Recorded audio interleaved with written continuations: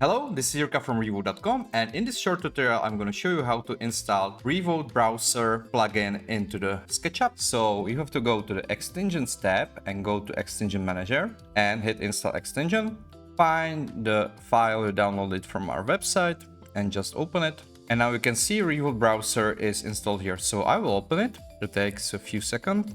And during the first approach, you need to log in. So I will log in with my Google account. Now I'm logged in. Go back to the browser, and now you have your direct integration of Reawote library into the SketchUp, and it works with the SketchUp and V-Ray for rendering. First of all, if you would like to try to download first item and you hit the download button, you don't set the path for download folder yet, so you need to change it and set it. So I will set something like this. I will create a new folder now. And now I can download the items. So now you know how to install and set the Reawote browser in the SketchUp, and in the next tutorial, which you can find as well on the same page as you downloaded the installation file, I will describe you more features and how to work with Reawote browser in the SketchUp with V-Ray integration. Thank you for your watching.